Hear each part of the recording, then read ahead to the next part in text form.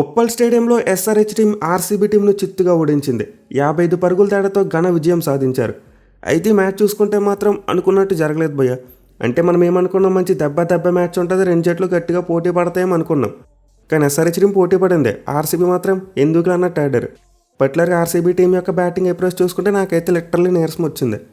6 clear. RCB team power ప్లేలో మాత్రమే win కోసం ఆడారు.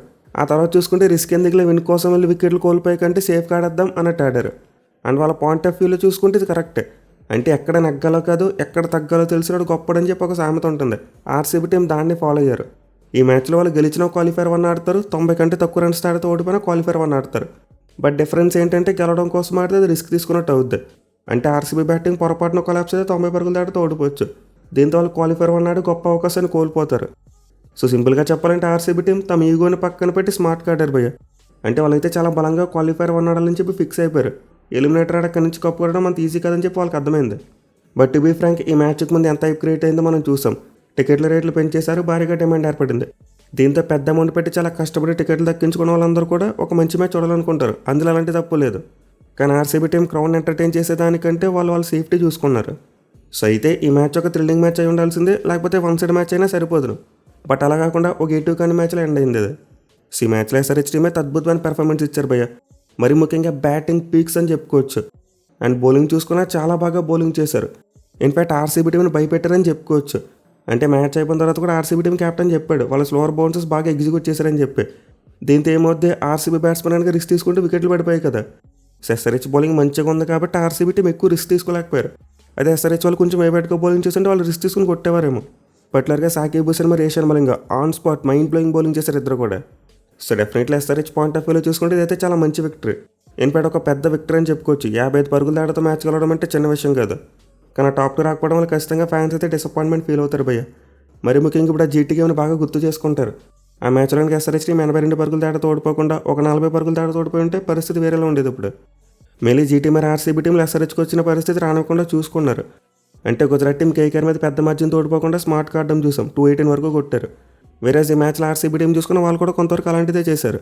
అంటే భారీ మార్జిన్తో ఓడిపోకుండా సేఫ్గా నెట్ 100ని కాపాడుకుంటూ గేమ్ ఆడారు. సో క్వాలిఫైర్ 1లో ప్లేస్ కోసం జీటీ మరి ఆర్సీబీ కాస్త స్మార్ట్గా ఆలోచించి నెట్ 100 కోల్పోకుండా చూసుకున్నారు. వేరే ఎస్ఆర్హెచ్ టీం చూసుకుంటే మాత్రం జీటీ మీద అలాంటివి చేయలేకపోయారు. బట్ అఫ్కోర్స్ ఆ మ్యాచ్లో ఎస్ఆర్హెచ్ నెట్ 100 గురించి ఆలోచించారు. కానీ వాళ్ళు ఎలా ఆలోచించారు, 10 ఓవర్స్లో కొట్టేసి నెట్ 100 పెంచుకుందాం అనుకున్నారు. బట్ అది కంప్లీట్లీ బ్యాక్ఫైర్ అయిపోయింది. సో ఇప్పుడైతే ఎస్ఆర్హెచ్ ఫ్యాన్స్ కొంతవరకు జీటీ మ్యాచ్ యొక్క ఫలితాన్ని తలుచుకుని బాధపడతారు. At the same time Lucknow మరి కేకేఆర్ టీంల మీద కూడా గెలిచే మ్యాచ్లో కొంతవరకు పోగొట్టుకున్నారు. దీంతో అది కూడా చూసి కొంతవరకు ఫీల్ అవుతారు. కానీ ఎస్ఆర్హెచ్ టీంకి హిస్టరీ చూసుకుంటే వాళ్ళు ఎలిమినేటర్ కూడా కప్ కొట్టారు. దీంతో దాన్ని తలుచుకుని మళ్ళీ హ్యాపీగా ఫీల్ అవుతారు. పైగా ఎస్ఆర్హెచ్ టీం 2016లో కప్ కొట్టినప్పుడు కూడా టాప్ 3లోనే ఫినిష్ చేశారు. అండ్ ఇప్పుడు కూడా same situation. Even the next match వెళ్తే ఆలోచన సరే, ఇప్పుడైతే ఎస్ఆర్హెచ్ టీంకి టాప్ 3 ఫిక్స్ అయిపోయింది. బట్ ఎనిమిది మ్యాచ్ తర్వాత చూసుకుంటే ఒక కాంట్రవర్సీ జరిగింది భయ్య. అంటే విరాట్ కోహ్లీ ట్రావిస్ హెడ్కి షేక్ హ్యాండ్ ఇవ్వలేదు. అండ్ అయితే బాగా వైరల్ అవుతుంది. సో దీని గురించి అయితే మనం వీడియో చివరిలో మాట్లాడుకుందాం. ముందు అసలు ఈ మ్యాచ్లో ఏం జరిగిందో లైట్గా టచ్ చేసుకుంటూ పోదాం. సో ఈ మ్యాచ్లో అయితే ఎస్ఆర్హెచ్ టీం యొక్క మైండ్ సెట్ చాలా క్లియర్గా ఉంది. అంటే టాస్ టైం అప్పుడే ప్యాట్ కమిన్స్ చెప్పేశాడు, మాకు వచ్చేదేమో లేదు పోయేదేమో లేదు, మేము చెత్త కొట్టేస్తామన్నట్టు మాట్లాడాడు. అండ్ ఎగ్జాక్ట్లీ టాస్ గెలిచారు, ముందుగా బ్యాటింగ్ తీసుకున్నారు, వైల్డ్ ఫైర్ గేమ్ ఆడారు. మరీ ముఖ్యంగా అభిషేక్ శర్మ అద్భుతమైన హిట్టింగ్ చేయడం చూసాం. 22 బాల్స్కి 56 రన్స్ కొట్టేశాడు. మళ్ళీ పాపులర్ ఆర్సీబీ ఇన్ఫార్మ్ పేస్ బౌలర్స్ని కూడా చెత్త కొట్టాడు భయ్య. సో మనమైతే ప్రీ వీడియోలోనే మాట్లాడుకున్నాం, అభిషేక్ శర్మకి భూమి మీద మంచి స్ట్రైక్ రేట్ ఉంది, అలాగే హ్యాచ్ రోడ్ మీద కూడా మంచి స్ట్రైక్ రేట్ ఉందని చెప్పి. అండ్ ఎగ్జాక్ట్లీ దాన్ని ప్రూవ్ చేసుకుంటే అభిషేక్ శర్మ అద్భుతమైన హిట్టింగ్ చేశాడు. వేరే జట్ చూసుకున్నా కూడా కాసేపు కొట్టాడు. బట్ రసిక్దార్ సలం వాట్ యార్కర్ భయ్య, అదైతే నిజంగా out of nowhere brilliant ball అని చెప్పుకోవచ్చు. ట్రావిస్ హెడ్ అతని పేస్కి కంప్లీట్లీ డిఫీట్ అయిపోయాడు. అయితే ఆ తర్వాత చూసుకుంటే మాత్రం ఎస్ఆర్హెచ్ టీంకు ఒక 4 ఓవర్లు పడి డల్ ప్యాచ్ నడిచిందని చెప్పుకోవచ్చు. అంటే అభిషేక్ శర్మ అవుట్ అయ్యే టైంకి చూసుకుంటే 8 ఓవర్స్కి 96 కొట్టేశారు. బట్ ఎప్పుడైతే అభిషేక్ శర్మ వికెట్ పడిందో కొంతవరకు స్కోరింగ్ రేట్ పడిపోయింది. మళ్ళీ హెన్రిక్ క్లాసెన్ స్ట్రగుల్ అవడం చూసాం. ఫస్ట్ 9 బాల్స్కి 5 రన్స్ మాత్రమే కొట్టాడు. అండ్ ఆల్సో ఇషాన్ కిషన్ కూడా మరి అంత అగ్రెసివ్ బ్యాటింగ్ చేయలేకపోయాడు. ఏంటంటే మధ్యలో రొమారేష్ పడి కూడా ఒక మంచి ఓవర్ పడిపోవడం చూసాం, 5 రన్స్ మాత్రం ఇచ్చాడు. సో దీంతో ఆర్సీబీ టీం కొంతవరకు పుల్ బ్యాక్ చేస్తున్నారు, ఎస్ఆర్హెచ్ టీం అరౌండ్ 200 కట్టర్ చేసేలా ఉన్నారు అనేటట్టు అనిపించింది. బట్ హ్యాచ్వుడ్ వేసిన ఓవర్ నెంబర్ 13 ఏదైతే ఉందో అబ్సల్యూట్లీ వైల్డ్ ఫైర్. ఆ ఓవర్లో హెన్రిక్ క్లాసెన్ కొట్టాడు భయ్య, కాటేరమ్మ కొడుకు విశ్వరూపం అసలు. మరి ముఖ్యంగా 3 సిక్స్లు మాత్రం అవుట్ ఆఫ్ ది వరల్డ్. ఎంత సింపుల్గా కొట్టాడంటే అంత సింపుల్గా కొట్టాడు. సో ఓవర్ నెంబర్ 13 అయితే కంప్లీట్లీ గేమ్ యొక్క మూమెంట్ అని మళ్ళీ మార్చేసింది. ఈ ఒక్క ఓవర్లోనే 27 రన్స్ వచ్చేసాయి. అండ్ దెన్ ఆ తర్వాత చూసుకుంటే పరుగుల వరద అలా పారుతూనే ఉంది. ఓవర్ నెంబర్ 18 వరకు కొడతానే ఉన్నారు. ప్రతి ఓవర్లో కూడా అట్లీస్ట్ 2 సార్లు బాల్ బౌండరీ దాటేసేది.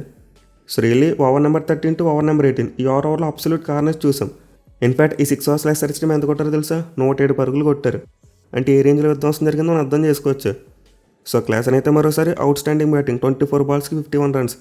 ఇన్ఫాక్ట్ అతను ఒక రికార్డ్ కూడా క్రియేట్ చేశాడు. ఐపీఎల్ హిస్టరీలో నెంబర్ 4 లేదా అంతకంటే తక్కువ పొజిషన్లో ఎక్కువ రన్స్ కొట్టిన బ్యాట్స్మెన్గా చరిత్రగా ఎక్కేశాడు. ఇప్పటివరకు ఈ సీజన్లో చూసుకుంటే క్లాసన్ బ్యాట్ నుంచి 600 కంటే ఎక్కువ రన్స్ వచ్చాయి. అండ్ గతంలో ఏ మిడిల్ ఆర్డర్ బ్యాట్స్మెన్ కూడా ఒక సీజన్ రన్స్ కొట్టలేదు. సో క్లాసన్ అయితే నిజంగా సరైన టైంలో పిక్ అయ్యాడు భయ్య. అంటే ఈ సీజన్ ముందు వరకు చూసుకుంటూ కొంతవరకు బజ్ క్రియేట్ అయింది. క్లాసన్కు 23 CR అవసరమా ఆక్షన్లోకి వదిలేస్తారని చెప్పి రిపోర్ట్స్ వచ్చాయి. బట్ అతను ఈ సీజన్లో తను తీసుకున్న ప్రతి రూపాయికి కూడా తన ఒత్తిడి చూపించుకున్నాడు భయ్య. Absolutely mind blowing batting. Kishan చూసుకుని అతను కూడా ఉతికారేయడం చూసాం. మెయిన్లీ బౌండరీస్ ఎక్కువ కొట్టాడు. ఓవరాల్గా చూసుకుంటే 46 బాల్స్కి 79 రన్స్ కొట్టాడు. సో మనకి మోస్ట్లీ కిషాన్ ఇన్నింగ్స్ ఒక సెకండ్ మిడిల్ ఇన్నింగ్స్లోనే కనిపిస్తుంది. అంటే ముందే అభిషేక్ శర్మతో 52 పరుగుల పార్ట్నర్షిప్ నెలకొల్పాడు. బట్ ఆ పార్ట్నర్షిప్లో ఎక్కువ డామినేషన్ అభిషేక్ శర్మదే. వేరే తర్వాత చూసుకుంటే క్లాసన్తో 113 పరుగుల పార్ట్నర్షిప్. అండ్ ఈ పార్ట్నర్షిప్లో కిషాన్ కూడా చాలా మంచి బ్యాటింగ్ చేశాడు. ఇన్ఫాక్ట్ ఈ పార్ట్నర్షిప్లో క్లాసన్ కంటే కిషాన్ ఎక్కువ స్ట్రైక్ రేట్ 24 బాల్కి 55 రన్స్ కొట్టాడు. వేరే క్లాసన్ చూసుకుని అదే 24 బాల్స్కి 51 కొట్టాడు. బట్ చివరిలో తడబాటు చూసాం. అంటే లాస్ట్ 2 ఓవర్స్లో అనుకున్నంత రేంజ్లో పరుగులు రాలేదు. భువనేశ్వర్ కుమార్ వేసిన 19 ఓవర్లు 8 పరుగులు వచ్చాయి. అండ్ రసిక్ దర్శనం వేసిన చివరి ఓవర్లు చూసుకుంటే 9 పరుగులు వచ్చాయి. మీరే లాస్ట్ ఓవర్స్లో కిషాన్ అనుకున్న స్థాయిలో కొట్టలేకపోయాడు. దీనివల్ల ఫినిషింగ్కి సరిగ్గా రాకపోవడం వల్ల అతని ఇన్నింగ్స్ కొంతవరకు సెకండ్ మిడిల్ ఇన్నింగ్స్ లాగా కనిపించింది. బట్ నిజానికి క్లాసన్తో కలిసి అతను బ్యాటింగ్ చేసినప్పుడు కూడా ఓచకోత కోసాడు భయ్య. అద్భుతమైన బ్యాటింగ్ చేశాడు. సీజన్లో ఎస్ఆర్హెచ్ టీంకి ఏ ముగ్గురు అయితే మంచిగా ఆడుతూ వచ్చారో వాళ్ళు ఈ మ్యాచ్లో ఫైర్ అయ్యారు. అంటే Abhishek Sharma, Kishan and henry Klaasen ముగ్గురు 50s కొట్టేశారు. అండ్ వీళ్ళతో పాటు హెడ్ కూడా చాలా మంచిగా ఇన్నింగ్స్ ఆడాడు. ఈవెన్ నితీష్ కుమార్ రెడ్డి కూడా చివరిలో అద్భుతమైన బ్యాటింగ్ చేశాడు. మరి ముఖ్యంగా వచ్చిరాగానే ఒక 2 6లు కొట్టడం చూసాం. కృణాల్ పాండ్యాకి మొబిలిడిపోయి వెంటనే బౌన్సర్ వేస్తాడు. శ్రీల్ ఎస్ఆర్హెచ్ బ్యాట్స్మెన్ దగ్గర నుంచి అయితే ఇంటెంట్ కనిపించింది. అద్భుతమైన హిట్టింగ్ చేశారు అందరూ కూడా.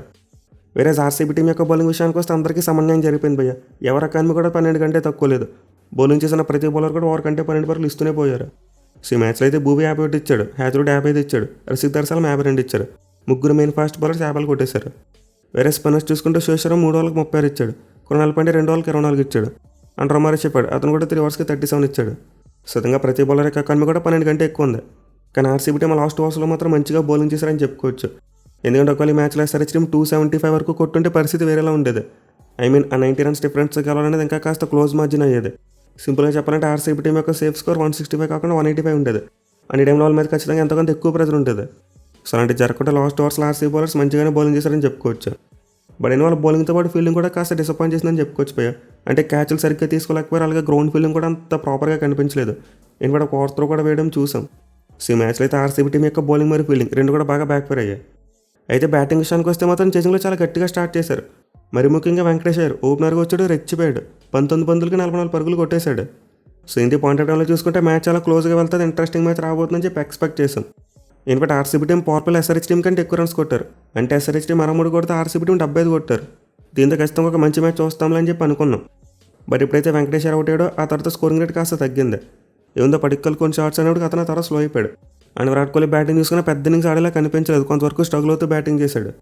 సో ఇంత ఆర్సీబీ టీం చూసుకుంటే కొంతవరకు స్కోరింగ్ రేట్ తగ్గిపోయింది. At the same time power play లోపల విరాట్ కోహ్లీ కూడా అవుట్ అయిపోవడం చూసాం. అంటే నా తర్వాత మరో 3 ఓవర్స్కి దేవదత్ పడిక్కల్ కూడా అవుట్ అయిపోయాడు. సో ఎప్పుడైతే ఇలా టాప్ ఆర్డర్ మొత్తం 94 అవుట్ అయిపోయారు, ఇంకా ఆర్సీబీ టీం డిసైడ్ అయిపోయింది. మనమైతే ఇంకా రిస్క్ తీసుకొద్దు, సేఫ్గా గేమ్ని ఫినిష్ చేద్దామని చెప్పి ఫిక్స్ అయిపోయారు. దీనివల్ల Krunal Pandya up the order పంపారు. అదర్వైజ్ ఈ సినారియోలో చూసుకుంటే వాళ్ళ రన్ రేట్ని పంప్ చేయడానికి టిమ్ డేవిడ్ లాంటి బ్యాట్స్మెన్ బ్యాటింగ్ రావాలి. At the same time RCB captain Patidar చూసుకుని చాలా వరకు రిస్క్ ఫ్రీ గేమ్ ఆడాడు. So RCB team game plan ఏంటంటే టాప్ ఆర్డర్లో ఎవరొకరు చివరి వరకు ఉంటే గట్టిగా ఆడదామని చెప్పి ఫిక్స్ అయ్యారు.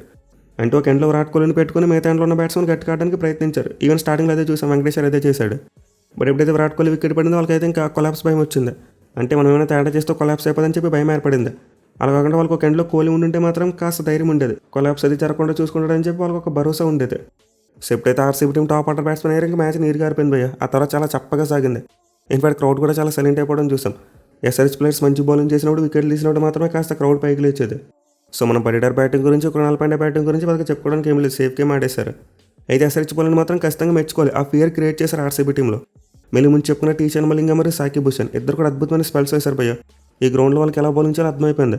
టార్గెట్ని డిపెండ్ చేసుకునే ప్రతిసారి కూడా చాలా మంచి స్పెల్స్ వేశారు. అండ్ ఈ మ్యాచ్లో కూడా అదే కంటిన్యూ చేశారు. టీషన్ మలింగ అయితే 4 ఓవర్స్కి 33 రన్స్ మాత్రమే 2 వికెట్స్ తీసుకున్నాడు. అండ్ సాకిబ్ హుసేన్ 4 ఓవర్స్కి 31 మాత్రమే 1 వికెట్ తీసుకున్నాడు. వేరే మిగతా బౌలర్స్ చూసుకుంటే మాత్రం కాస్త ఎక్స్పెన్సివ్. మళ్ళీ ప్యాట్ కమిన్స్ 48 ఇచ్చేశాడు. అండ్ శివం కుమార్ చూసుకున్న 2 ఓవర్స్కి 32. మళ్ళీ అతను పాపులు ఉపయోగించడం కాస్త బ్యాక్ ఫైర్ అయిందని చెప్పుకోవచ్చు. ఇన్ఫాక్ట్ ఈ మ్యాచ్లో ఎస్ఆర్హెచ్ టీంకి ఏదైనా టాక్టికల్ మిస్టేక్ ఉందంటే ఇదే. వాళ్ళైతే పవర్ ప్లేయర్స్ స్పిన్నర్స్ చేత వేయించకుండా పేస్ బౌలర్స్తోనే వేయించేస్తుంటే బాగుండేది. మళ్ళీ వాళ్ళు ఈ మ్యాచ్ కోసం హర్షల్ పటేల్ కూడా తీసుకున్నారు ఎక్స్ట్రా పేసర్గా. దీంతో పవర్ ప్లే మొత్తం పేసర్స్తో వేయించేస్తుంటే బాగుండేది. అండ్ ఆల్సో ఫీల్డింగ్లో చూసుకున్న ఎస్ఆర్హెచ్ టీంకి కాస్త మిస్ఫైర్ అయింది. అంటే ప్యాట్ కమిన్స్ ఒక క్యాచ్ డ్రాప్ చేయడం చూసాం. అలాగే కొన్ని సందర్భాల్లో గ్రౌండ్ ఫీల్డింగ్ కూడా కాస్త అటు ఇటు అయింది. బట్ ఎన్ని మ్యాచ్లు అండ్ అవి చూసుకుంటే ఎస్ఆర్హెచ్ టీం చాలా మంచి ఎఫర్ట్ పెట్టారు భయ్య. అంటే బ్యాటింగ్, బౌలింగ్, ఫీల్డింగ్ ఈ మూడింట్లో కూడా ఆర్సీబీ టీం కంటే చాలా బెటర్ ఎఫర్ట్ పెట్టారు. అయితే ఈ మ్యాచ్లో చూసుకుంటే మాత్రం ఒక చిన్న కాంట్రవర్సీ చోటు చేసుకుంది. అంటే మ్యాచ్ అయిపోయిన తర్వాత విరాట్ కోహ్లీ ట్రావిస్ హెడ్కి షేక్ హ్యాండ్ అవ్వకుండా వెళ్ళిపోయాడు. అండ్ ఈ క్లిప్ ఇప్పుడు బాగా వైరల్ అవుతుంది. సో యాక్చువల్గా ఏం జరిగిందంటే విరాట్ కోహ్లీ బ్యాటింగ్ చేస్తున్నప్పుడు ఆ బ్యానర్ అయితే చూసాం. అంటే ట్రావిస్ హెడ్ని పిలిచి మరి విరాట్ కోహ్లీ తన నోటికి పని చెప్పాడు. అంటే అతను చేసిన సైకిల్ బట్టి చూసుకుంటే ట్రావిస్ హెడ్ని బౌలింగ్కి ఇన్వైట్ చేసినట్టుంది. అంటే దాన్ని వచ్చి బౌలింగ్ చేయని అడిగినట్టుంది. అసలు వెంకటేశ్వర బౌండరీ కొట్టిన ప్రతిసారి కూడా విరాట్ కోహ్లీ ఇదే చేశాడు. అంటే ట్రావిస్ హెడ్ని పిలిచి పోక్ చేశాడు, బ్యాటర్ చేసే ప్రయత్నం చేశాడు. ఇన్ఫాక్ట్ ఈ బ్యాటర్ కారణంగా అనుకుంటా చివరిలో ప్యాట్ కమిన్స్ ట్రావిస్ హెడ్ కూడా ఎప్పుడూ లేని విధంగా బౌలింగ్ ఇచ్చాడు. And at surprisingly Rajat Patidar wicket తీశాడు. ఎవరైతే స్పిన్ బౌలింగ్ని మంచిగా ఆడతాడో అతన్ని అవుట్ చేశాడు. And obviously Virat Kohli fans అయితే దీన్ని బీజేడీకి కనెక్ట్ చేస్తున్నారు. అంటే మనం 2024లో చూసాం ట్రావిస్ హెడ్ బీజేడీలో మంచిగా బౌలింగ్ చేసి వికెట్ తీసి సెలబ్రేషన్ చేసుకున్నాడు. అండ్ దానికి రివెంజ్గానే విరాట్ కోహ్లీ రోజు ట్రావిస్ హెడ్ని అలా కెలికాడని చెప్పి అంటున్నారు. అయితే నిజానికి విరాట్ కోహ్లీ ఉద్దేశం ఏంటనేది అతనికే తెలియాలి, మనకేమీ తెలియదు. కానీ నాకు అనిపించింది ఏంటంటే చివరిలో విరాట్ కోహ్లీ షేక్ హ్యాండ్ ఇచ్చేసి ఉంటే అయిపోయేది. అంటే ఇప్పుడు విరాట్ కోహ్లీని ట్రావిస్ హెడ్ని పిలిచి అతనితో బ్యానర్ చేశాడు. దీంతో ఆబ్వియస్లీ చివరిలో షేక్ హ్యాండ్ ఇచ్చేసి ఉంటే అలాంటి కూడా ఉండకపోతున్నాను. బట్ ఎప్పుడైతే విరాట్ కోహ్లీ బ్యానర్ స్టార్ట్ చేసి అతనే షేక్ హ్యాండ్ అవ్వకపోవడం ఇప్పుడు కొంతవరకు కాంట్రవర్షియల్గా మారింది. మరి ముఖ్యంగా కోహ్లీని కొంతమంది ట్రోల్ చేస్తున్నారు. సో దీంతో విరాట్ కోహ్లీ అంటే బ్యాటర్ మార్క్ తెచ్చుకునే దానికంటే ఒక జెంటిల్మెన్లో షేక్ హ్యాండ్ ఇచ్చి ఉంటే అయిపోయేది. ఒకవేళ ట్రావిస్ హెడ్ బ్యానర్ స్టార్ట్ చేసి విరాట్ కోహ్లీ తాట ఆడుకుంటే అప్పుడు చివరిలో షేక్ హ్యాండ్ అవ్వకపోతే ఒక మీనింగ్ ఉంటుంది.